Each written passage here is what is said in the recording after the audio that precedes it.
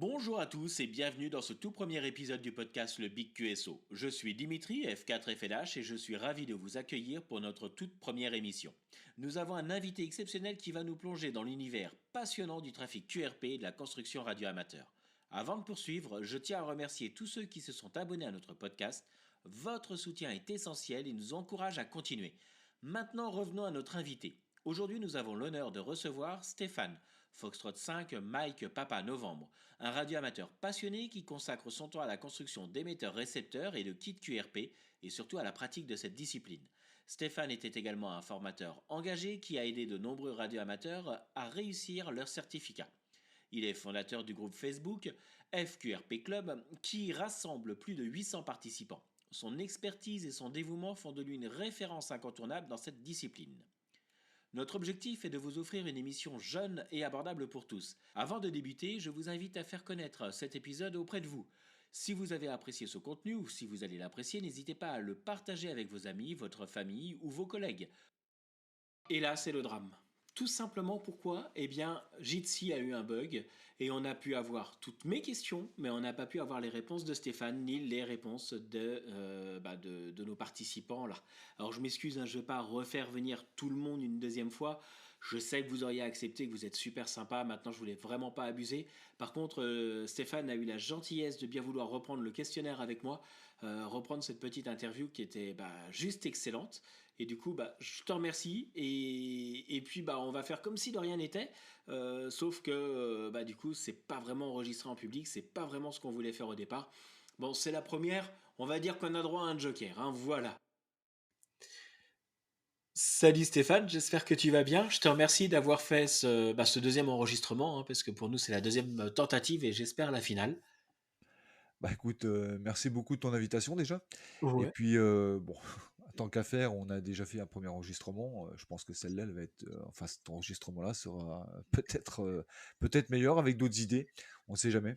Ouais, bah écoute, on va voir tout ça. Tout d'abord, est-ce que tu peux nous parler un petit peu de ton expérience en tant que radioamateur? Qui tu es déjà, ton indicatif, et ce qui t'a attiré dans ce domaine-là? Alors, le prénom, c'est Stéphane. L'indicatif, c'est F5 MPN. D'accord. Alors, qu'est-ce qui m'a attiré dans cette aventure-là? Tout d'abord, dans les années 1980, j'ai 9 ans, je découvre par le biais d'un collègue de travail à mon père, le domaine de la radio, par le biais du moyen de communication dans les années 80 qui était très à la vogue, c'était le 27 mégas, la CB. Donc j'ai eu l'occasion de découvrir avec le collègue de mon père toutes les facettes à la fois du trafic local, mais également, comme il était relativement bien équipé, le trafic en DX. Et concrètement, à la suite de tout ça, grâce à mes parents, j'ai eu l'occasion de m'équiper tout petit à petit, tout d'abord pour faire du trafic local, où j'ai eu énormément de plaisir, j'ai rencontré pas mal de personnes. Et quelques temps après, je suis passé également dans le domaine du trafic en DX. À la suite de ça, il y a eu à un moment donné une petite interruption parce que bon, j'étais un peu plus âgé, je faisais mes études. La passion revient aux alentours de 1990 où je renoue de nouveau avec le 27 mégas. Là, comme j'avais un peu plus d'expérience directement dans le domaine du DX. Et juste un peu avant de partir au service militaire, à cette époque-là, je découvre, en fouillant un peu dans les librairies, les revues de l'époque, hein, de la CB, et je découvre la revue Megahertz. Et là, je découvre un monde qui m'est totalement inconnu. Et en parcourant les pages pendant plusieurs mois, bah, finalement, j'accroche bien. Et je décide à un moment donné de passer ma licence. Je passe la première licence en 1993. À l'époque, t'as encore à l'époque les FA, les Oui. FB, les FC, les FD. Si mes souvenirs sont encore exacts, je crois que tu as une petite période où tu es FE et ensuite on te donne un F5, un F6. Donc c'est le début de l'aventure. Ouais. D'accord, ok. Et là, donc, ouais, effectivement, tu as passé ton examen directement F5, enfin, en FA, une licence, Oui, je crois que c'est à peu près l'équivalent de la novice, hein, c'est ça? à l'époque, on avait, si je me souviens bien, Ah bah, il y avait plus de fréquences, il y avait plus de droits, il non, y non, avait non, non, non, un non, on examen plus avait fort aussi? Non, non, on avait juste le droit aux 144, 146 mégas et la puissance était limitée à 10 watts, hein. Ah d'accord, ok.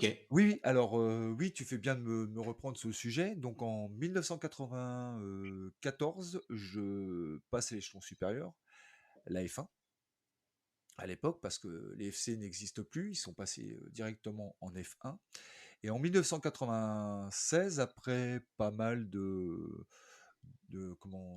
révisions, c'est-à-dire à peu près, 6 mois, je me décide à passer enfin la licence F5. Et là, je dirais que mon activité s'est concentrée de un sur la télégraphie et de 2 sur, les bandes HF. Voilà, c'est un peu le début de l'aventure. Après, il y a d'autres choses qui sont passées entre-temps, il y a eu plein d'autres activités, mais c'est vraiment le début de l'aventure. De 1980 jusqu'à 1996, c'est un parcours, intéressant au niveau de la radio. Ouais, OK, très bien. Bah, écoute, ouais, ouais, c'est parfait et puis en plus, d'après ce que j'ai compris, c'est que une fois que tu as passé ton examen, bah, tu t'es pas limité à passer ton examen, tu es passé formateur. Tu as été, pas mal de candidats à avoir leur certificat radio amateur. C'est quoi qui t'a donné cette idée de participer à cette formation, à devenir «prof» entre guillemets? Bah, écoute, concrètement, par rapport à aujourd'hui, où tu as énormément de réseaux sociaux, des plateformes intéressantes. Dans les années 93, internet n'est pas encore, sur le marché, ça commence, mais sur des réseaux plutôt, professionnels. Donc je me suis retrouvé, comme beaucoup d'ailleurs, un peu isolé parce que je suis à peu près à 1 heure, des premiers radio clubs et encore à cette époque-là, il n'y avait pas encore de radio club à 1 heure. Donc il fallait aller un peu plus loin. Donc j'ai acheté, des livres avec les candidats qui étaient sur mon secteur pour les licences radioamateurs. On avait l'occasion de récupérer un peu à droite à gauche, des manuels de formation. Donc on a essayé de faire un mix de tout ça, plus les livres que l'on avait achetés. Et le fait de vouloir devenir formateur, finalement, c'était le fait que et je m'étais retrouvé tout seul avec certaines difficultés, parce que c'est quand même un certain travail quand même de passer les licences radioamateurs. Ça demande un certain investissement, plus ou moins long, hein, parce que tu peux mettre pour certains 6 mois si tu as déjà une formation ou tout au moins des connaissances de base. Ça peut aller jusqu'à 1 an, voire peut-être même parfois 2 ans pour certains. Enfin, tout au moins à cette époque-là, hein. Maintenant, c'est peut-être beaucoup plus rapide avec Oui. l'échange au niveau des réseaux sociaux. Donc, moi, ce que j'avais envie de faire, c'est de rendre justement un peu de cette expérience et un peu de ce que j'avais acquis au fur et à mesure, je dirais, de l'expérience sur les bancs, d'avoir rencontré d'autres radios amateurs, d'avoir appris des choses. J'avais envie de rendre ça. Voilà, tout simplement. Vraiment, dans un esprit de partage et autres et c'est vrai que maintenant il y a tous les réseaux sociaux qui arrivent et tout, mais il y a 15 ans en arrière, on n'avait pas tout ça, hein. On n'avait rien du tout, on était vraiment isolés et c'est vachement sympa ce que tu as fait. Tu sais à peu près combien de personnes tu as formé ou pas? Tu as déjà compté ou pas? Bon, écoute, j'ai fait ça sur à peu près 1 ou 2 ans parce qu'après, je suis reparti, j'étais occupé au niveau professionnel. On va dire une petite dizaine peut-être environ, Ouais, bah, parce c'est que déjà c'est c'est déjà pareil, c'est tu n'avais déjà pas vachement bien. des gros groupes, hein. Oui, oui.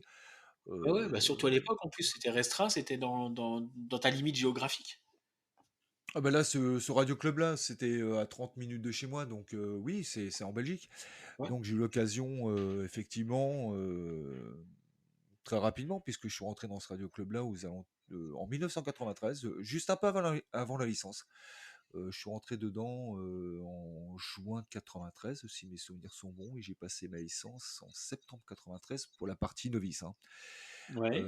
Donc, ces premières années-là, j'ai participé, hein, j'ai eu l'occasion même d'avoir des places dans le bureau, etc. J'étais relativement bien intégré dans le système.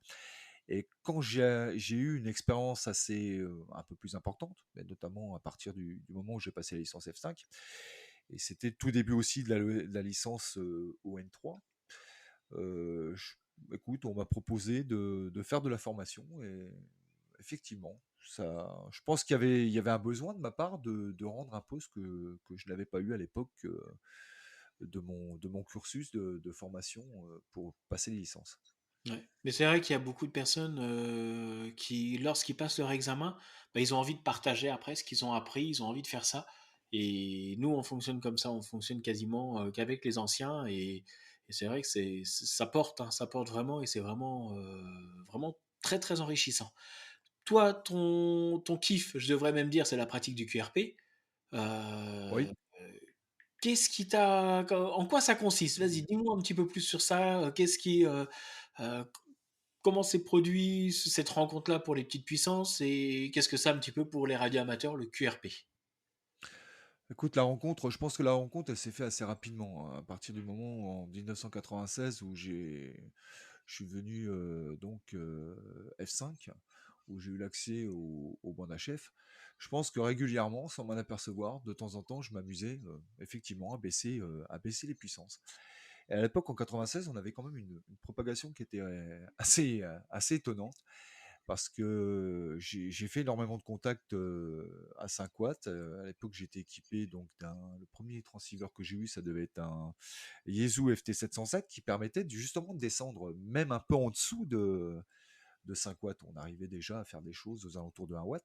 J'avais une verticale, mes parents habitaient dans ce qu'on appelle des buildings, enfin dans des HLM, donc j'avais finalement un pylône magnifique.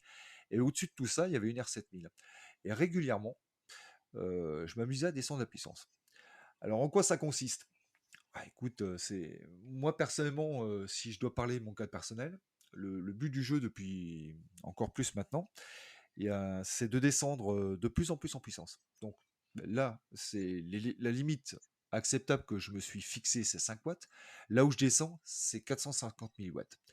Alors, il y a à la fois, effectivement, pour ceux qui se demanderaient si je trafique uniquement qu'avec du matériel de construction amateur, de plus en plus, mais j'ai également du matériel commercial, un peu comme tout le monde. J'ai eu l'occasion d'investir à titre expérimental dans un USDR, un USDX, qui me permet de trafiquer régulièrement, tout en bénéficiant effectivement des nouvelles technologies. Ensuite, il y a un autre point sur lequel qui m'intéresse également, c'est tout le matériel vintage. Je suis équipé, eh bien, écoute, d'un kit HW8 et d'un kit HW7. On va dire que la grande limite sur ces deux appareils-là, c'est 2 watts, 2 watts et demi. Et ensuite, j'ai une autre activité, c'est la construction amateur. J'ai construit un petit émetteur-récepteur sous le design PY2OHH. C'est le Curumine. Il est équipé d'un 2N2219 qui fait à la fois, bah, il permet d'avoir la réception, il permet de faire l'oscillateur, mais il permet également de faire l'amplificateur, le PA. Ce qui fait qu'avec ce dispositif-là, j'ai un émetteur récepteur qui me permet avec 3 quartz de passer, d'avoir une bande passante d'environ 13 kHz et la puissance, c'est 450 milliwatts. Le tout, parce qu'en antenne, c'est vraiment, alors là, je suis rentré dans des extrémités. L'antenne, c'est un long fil. Alors, pour ceux qui se poseraient la question de savoir si j'utilise un balin ou un nounoun, non, non. J'arrive directement sur la boîte de couplage avec un connecteur, une prise banane. Et sur la masse de la boîte de couplage, j'ai installé pour les bandes basses un contrepoids de 7 mètres et un autre contrepoids pour les bandes un peu plus hautes, d'environ 1 mètre, 1 mètre 50. Et j'ai encore une petite rallonge en cas où j'aurai des soucis, par exemple, parce que ça peut toujours arriver. Voilà un peu les conditions de trafic actuellement. Ouais, donc c'est vraiment, vraiment la base, limite minimaliste. Presque, oui. Ouais, Presque ouais, non mais minimaliste, oui, oui. ouais, mais Oui, c'est parce génial. que cette tendance-là, elle existe aussi. Il y a énormément de publications sur Internet dans le domaine du minimaliste, hein. C'est-à-dire qu'on utilise des 2N22, des 2219, il y a d'autres choses, hein, qui existent. Alors, oui, c'est à peu près ça, tout en sachant que moi, il y a une catégorie d'amplification dans le domaine du QRP que j'aime bien. D'ailleurs, j'ai réalisé un petit émetteur-récepteur de ce type-là qui était en kit, mais qui n'existe plus maintenant.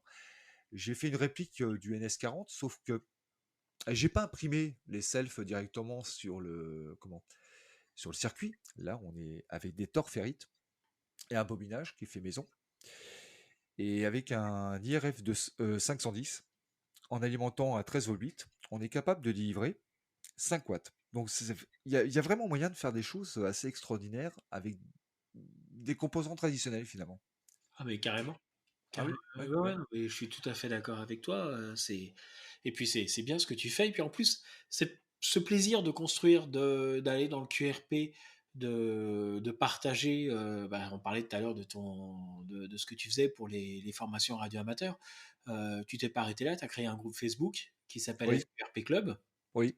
Là, à l'heure actuelle, alors moi dans mes petites notes, j'avais marqué 800, mais du coup, tu as dépassé les 900 aujourd'hui, hein, donc félicitations. Et 800, Euh, 900 oui, membres. oui, oui. Ah ouais, 903, 903, 903. Ah oui, oui. Alors on me demande de passer la barrière des 1000. Alors moi je fais pas tout le travail, hein. Je pense que c'est au fur et à mesure, le bouche à oreille, ce qu'on pourra amener dessus. Mais je suis assez content parce que c'est parti pareil d'une envie de partager finalement. Parce que moi j'étais intéressé par la construction, par le QRP. Et je voyais ici et là, parce qu'il y a énormément de publications quand même, quoi qu'on en dise, étrangères certes, mais il y a beaucoup d'amateurs, de radioamateurs français qui s'intéressent à ce domaine-là et qui publient énormément de choses très très intéressantes. Parce que finalement, le QRP, alors de un, c'est dépasser ses limites, hein, parce que bon, effectivement, quand tu passes de 100 watts, comme moi il y a quelques années, où tu fais du DX, que tu fais des concours, et puis qu'un jour tu décides de faire totalement l'inverse, parce que finalement il y a un manque. Il y a un manque. Et le manque, c'était quoi? C'était de ne pas avoir eu l'occasion de construire ma propre station radioamateur. Alors c'est parti de ce constat-là. Alors au démarrage, comme un peu tout le monde, j'ai essayé quelques kits. J'ai construit le Pixie, et j'ai construit un autre qui s'appelle le Frog. Alors ouais. le Pixie, c'est un petit émetteur-récepteur très sympathique. Il ne faut pas en entendre non plus d'avoir un récepteur qui soit vraiment extraordinaire. Mais c'est assez intéressant, c'est motivant. Par contre, je ne suis pas le seul à faire la constatation. Au démarrage, je ne le conseillerais pas forcément pour un débutant. Parce que il faut déjà avoir une certaine, je dirais, pratique des composants. Souvent, on rencontre des problèmes d'appareils comme ça qui ne fonctionnent pas au démarrage. Pourquoi? Parce que c'est des diodes qui sont inversées. Des fois, tu peux te tromper aussi, malgré que ça soit relativement bien expliqué dans le brochage, dans le sens du transistor. J'ai vu des inversions également d'inductance. Enfin, tout un Ouais. tas de petites choses qui font que si t'es pas aiguillé, si t'as pas quelqu'un qui peut t'aider à un moment donné, tu vas très rapidement te décourager puis te dire bah, finalement la construction amateur c'est pas pour moi. Non, pas du tout. Il y a d'autres alternatives. Alors moi l'alternative que et je suis pas le seul, hein, j'utilise soit des circuits simple face ou double face, ça dépend un peu de ce que j'ai en stock ou de l'envie du moment. Mhm. Et je grave, ça prend peu de temps. On prend le schéma de principe et finalement je grave mes pistes. Voilà, ça prend beaucoup de temps. Mais c'est Ah oui. intéressant. Le gros avantage, c'est que si tu fais une erreur dans une inductance, un transistor, ou si tu as une panne sur l'appareil, ou envie de faire une modification, bah, tu peux le faire très rapidement. Tandis que sur un circuit tel qu'un Pixie, si tu n'as pas un minimum d'expérience dans le domaine de la soudure ou autre, bien souvent, tu finis en voulant dessouder tout simplement un condensateur, une self, même un transistor. De un, tu détruis le composant, et puis bien souvent, tu détruis la piste. D'accord, Donc, ouais, ouais. Bah oui. alors, si vous voulez démarrer vraiment par des choses, comme tu disais tout à l'heure, dans l'esprit minimaliste, c'est vraiment je fabrique de A à Z mon petit circuit. Soit je colle des petits morceaux, parce qu'il y a différentes méthodes, hein. Soit tu découpes des petits morceaux de circuit imprimé, tu les colles directement sur un support double face, par exemple.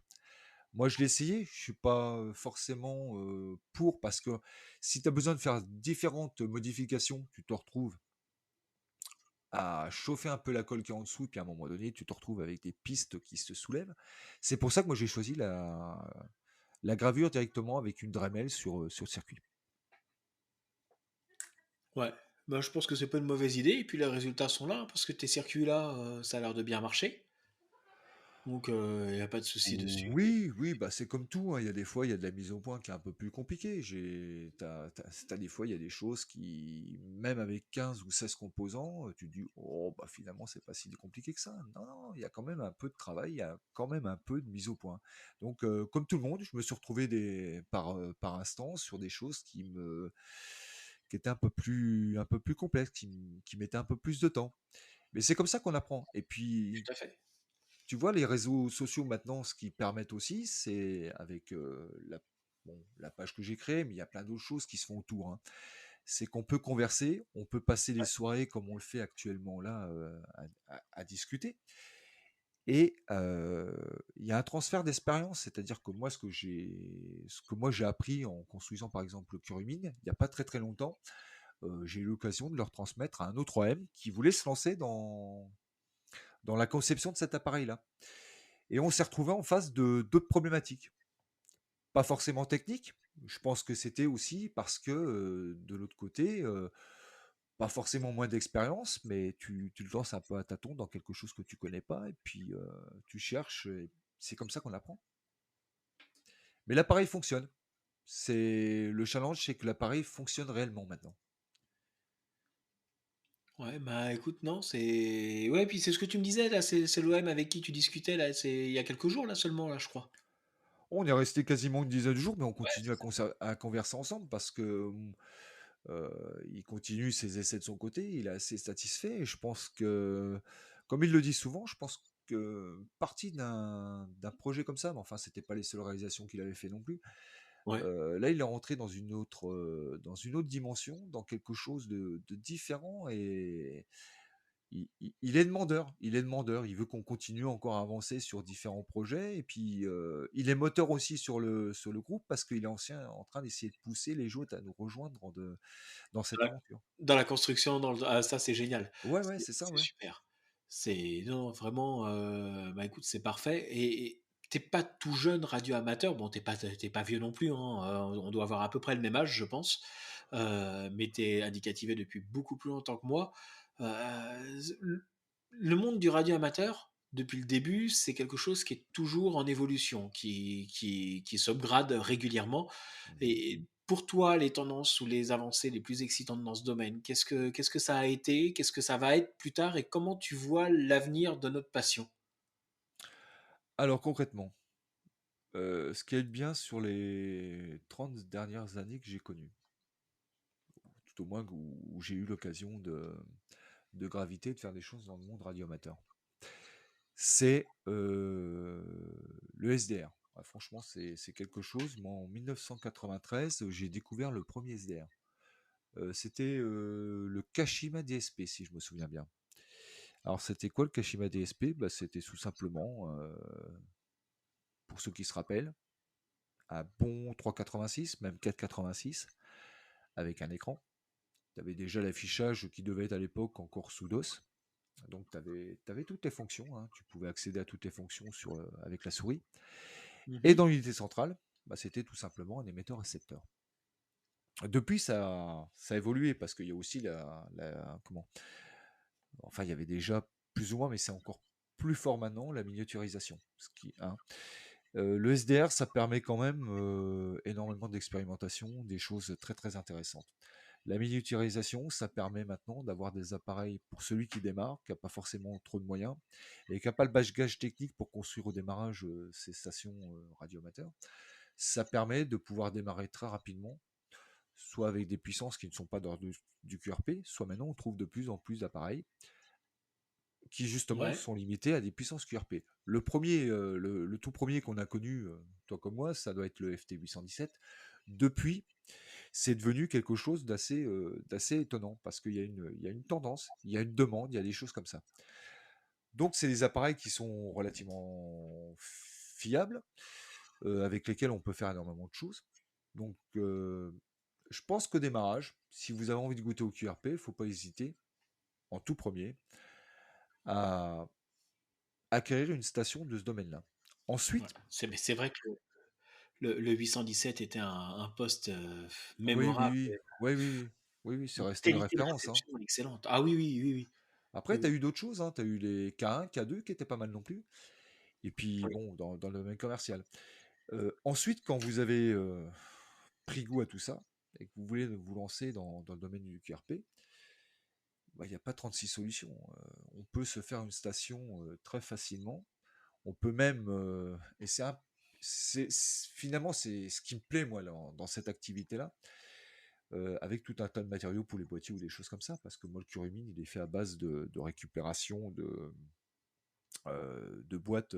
Ça va peut-être en faire sourire certains, mais j'ai récupéré des boîtes qui permettent de protéger les bouteilles de vin, et avec ça j'ai fait un boîtier de curumine. À l'intérieur par exemple j'ai mis du papier aluminium, et puis ensuite j'ai mis effectivement ma platine, et j'ai rajouté quelques options par la suite. Mais on peut se permettre de se modeler une station totalement à son image. Ah Alors, ben, peu importe, hein, moi je suis peut-être un peu plus vintage. Alors quand tu disais je suis pas très très vieux, j'ai 52 ans. Non, non, je suis pas très très vieux. Mais c'est vrai que moi j'ai connu les années 80, il y avait des choses et je pense que dans mes réalisations, des choses comme ça, il y a des choses qui reviennent. Mais on peut se modeler une station totalement avec l'expérience à son image, qui n'a oui. aucun, on trouvera pas un équivalent quelque part, Mais hormis même, la même si platine. c'est commercial ou autre, de toute façon, une station, c'est vraiment personnel, hein, de toute façon.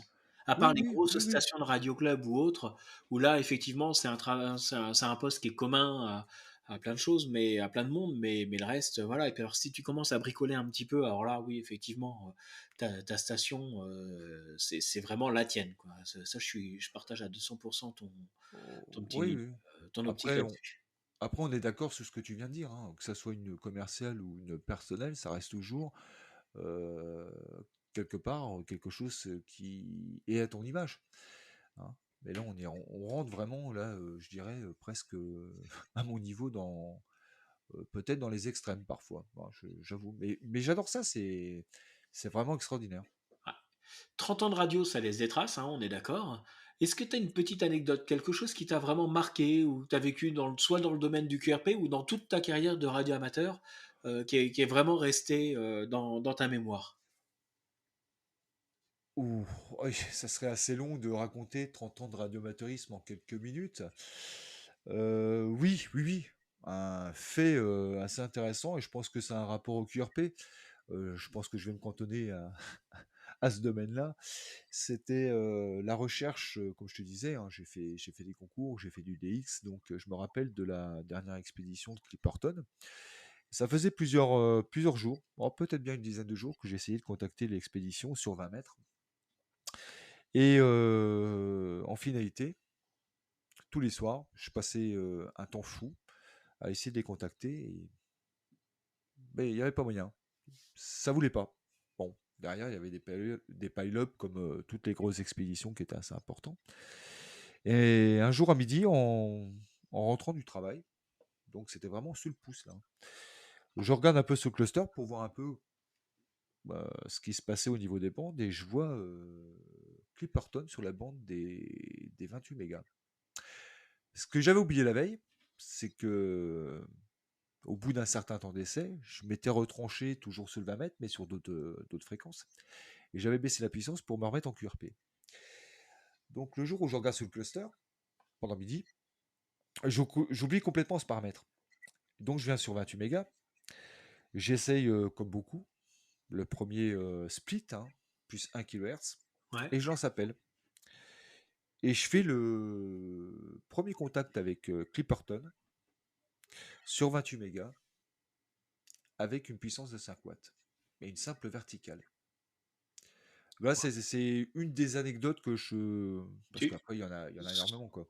Ouais, et sur le moment, tu t'en es rendu compte, tu lui as dit que tu étais à Non, 50 ou non, non, non, non, non, je m'en suis pas du tout rendu compte. J'avais réglé la veille, comme j'avais passé une très très bonne nuit, j'étais parti dans mes activités professionnelles le matin. Je suis rentré tellement content de les voir sur 28 mégas, je dis tiens, je vais essayer, je me rends sur la fréquence. Les signaux à ce moment-là étaient relativement forts. J'ai même pas eu concrètement euh, l'esprit à regarder si j'étais à 5 watts ou à 100 watts. Peu importe, j'ai tenté le contact avec un up de 1 kHz. Et au premier appel à 5 watts, j'ai contacté Clipperton. ensuite, bon, j'ai réussi à les faire sur d'autres bandes. Mais franchement, c'est des souvenirs assez intéressants. Après, j'en ai peut-être un deuxième qui est exactement dans ce type-là. C'était sur un concours que j'avais décidé de faire, là par contre, à 5 watts. Je commence le concours sur la bande des 20 mètres. Alors là, et je garde un souvenir assez clair de ce qui s'est passé parce qu'en fait, au fur et à mesure, ça pouvait changer de demi-heure ou en heure, les sens de propagation. Et à un moment donné, je suis sur 14 mégas et je lance appel bah, assez régulièrement parce que automatiquement, il y a pas mal de monde. À 5 watts, c'est pas toujours évident. Il est tôt. euh, et à un moment donné, j'entends une station qui me répond avec un signal qui n'était pas forcément très très fort. C'était les îles Marshall. Distance avec 5 watts, je crois que la distance entre chez moi et puis les îles Marshall, ça doit être à peu près 17 000 km, je pense. C'est le deuxième souvenir intéressant. Et là, lors d'un concours. Ah ouais, d'accord, ok. Et bah alors, on a vu que tu étais quand même vachement engagé, que tu partages énormément ta passion, Oui, et du coup, tu t'es pris dans le jeu et tu nous as sorti le week-end national du QRP. C'est la deuxième édition le 17 et le 18 juin. oui. Qu'est-ce que c'est? Pourquoi? Vas-y, dis-nous tout un petit peu sur ce super challenge. C'est 2 jours, hein, puisque c'est un week-end, donc ça va être samedi et dimanche. Qu'est-ce que c'est un petit peu et comment ça se passe? Bah écoute, c'est parti d'un constat tout simple. J'entendais régulièrement des passionnés de QRP se dire bah, écoute, le week-end c'est compliqué. Moi, en général, je me retranche sur les bandes work qui sont de très très bonnes bandes. Il y a énormément de choses à faire dessus. Les propagations sont un peu différentes des autres, euh, des autres bandes, mais il y a des choses vraiment, il faut les essayer. C'est pas mal. Alors écoute, c'est parti de ce constat-là, et puis je me suis dit finalement, est-ce que on n'essaierait pas, sans avoir euh, une perspective, il n'y a rien à gagner, hein, il n'y a pas de log à renvoyer, uniquement un retour avec une photo, un petit article pour finalement expliquer ton expérience lors de ce week-end-là. Et à partir de là, on a lancé une première année. On a eu l'occasion d'ailleurs l'année dernière de se contacter. Hein, Oui, tout à fait. on s'est contacté sur 40 mètres en téléphonie. Ça a été un peu compliqué, mais on a réussi à faire. Moi, j'étais à 5 watts, hein, comme d'habitude, et on a quand même réussi à faire la liaison. Alors, il n'y a pas de. Je demande. Le but, ce n'est pas de trafiquer pendant 2 jours. C'est suivant le temps que vous avez à donner. Il y aura- Mais c'est de regrouper un maximum d'amateurs sur les bandes amateurs, aussi bien en télégraphie, aussi bien en téléphonie, aussi bien en mode digitaux. Hein. Ça, c'est à votre choix. Il y a Les seules limites, c'est 5 watts pour la télégraphie, et puis pour les autres modes comme la téléphonie, c'est 10 watts. Hein. Vous pouvez aussi essayer, si vous le voulez, en mode digitaux à 5 watts, parce que j'ai déjà fait des expériences et ça fonctionne relativement bien. Ouais. Même FT8 et tout ça, il n'y a Oui, pas oui, de... oui, oui. FT8, écoute, il y a pas longtemps j'ai fait des essais parce que il y avait très très longtemps mode digitaux que j'avais pas fait de mode digitaux, donc je me suis remis un peu en FT8, ce que je ne fais plus actuellement parce que je suis occupé à d'autres choses. J'ai réussi à faire à 5 watts. Hein.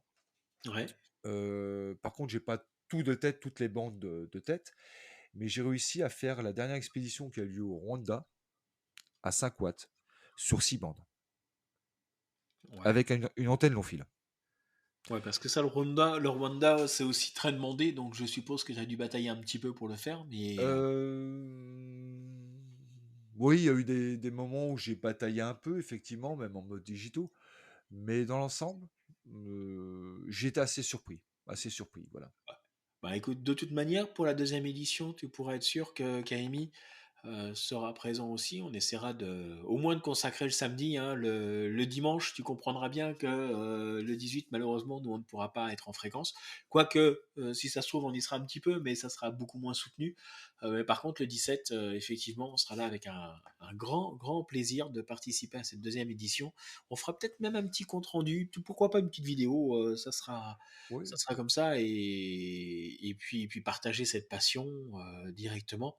Alors, avant de mettre fin un petit peu à cette interview, ce super moment qu'on a passé ensemble, et j'ai le privilège de l'avoir passé 2 fois en plus, donc ça c'est bien. Euh, oui, tout à fait, oui. eh Avec ben, deux oui, versions totalement différentes cette fois-ci, hein. ouais, beaucoup plus posé, beaucoup plus tranquille. Mais finalement, à la limite, c'est presque mieux, je pense. Euh, pour ceux qui souhaitent un petit peu en savoir un peu plus sur toi, sur tes projets, tes réalisations, où peuvent-ils te retrouver en ligne, sur le web, en fréquence? Vas-y, dis-nous tout. Bon alors, bien sûr sur la page du F QRP Club sur Facebook. Ouais, Ensuite, ils peuvent, tout à fait, me retrouver si j'ai mon profil Facebook également. Je suis sur Twitter.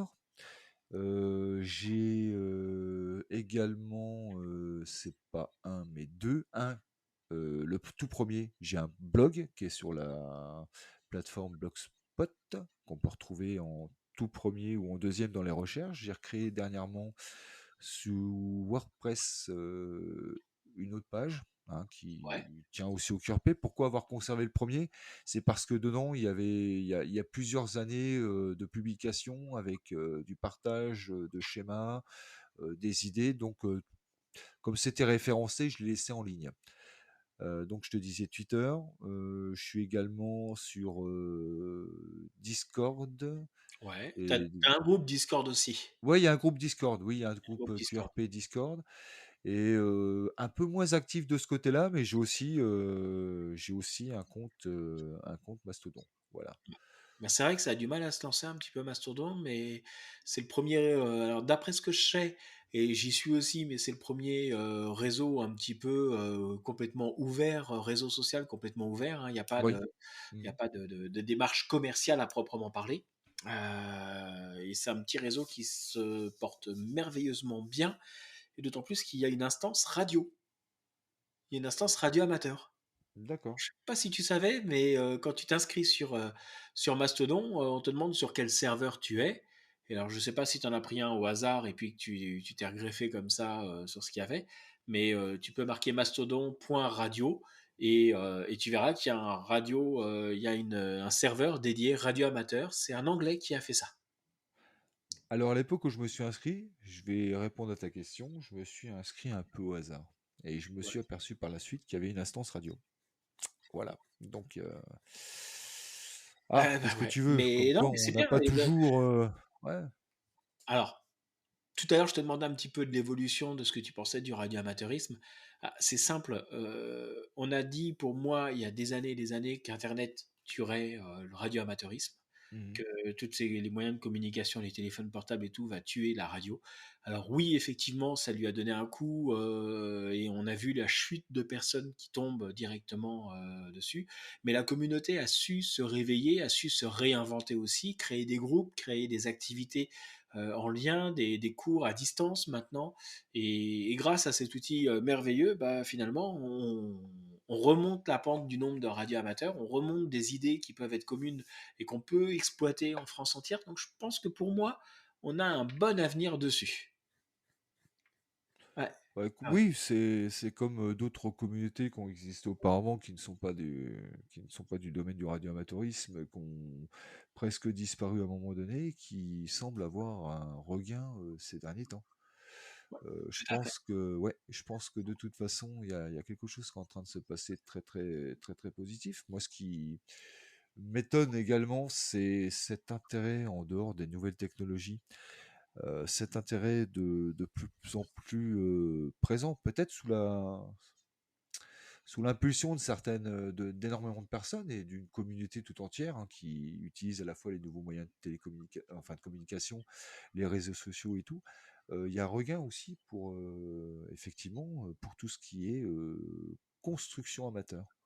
Oui. On découvre énormément de choses très intéressantes, qui mixent à la fois, très certainement des technologies un peu plus je dirais un peu plus anciennes et qui rajoutent dessus des moyens plus actuels.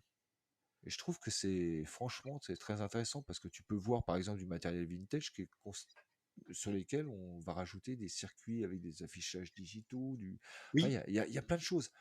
Oui, oui, c'est vraiment en constante évolution et je trouve que c'est la seule discipline, j'en ai pas trouvé d'autres comme ça jusqu'à maintenant, mais le radioamateurisme, c'est la seule discipline qu'un mec qui va aimer construire va pouvoir discuter avec un mec qui va être féru d'informatique, qui va être féru Mhm. de météorologie, qui va être passionné par les longues distances, qui va faire que de l'émission, qui va acheter du commercial.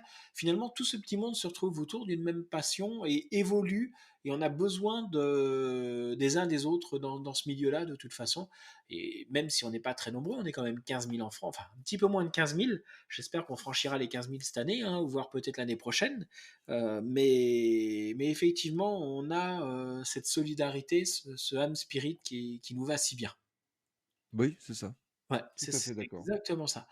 En tout cas, je te remercie d'avoir passé ce temps avec nous. Je m'excuse encore une fois pour le petit problème qu'on a eu. Alors après, c'est vrai qu'il y a un avantage, c'est qu'on a pu goûter aux deux, c'est-à-dire avec une version publique et avec une version là où on est juste en tête à tête, entre guillemets.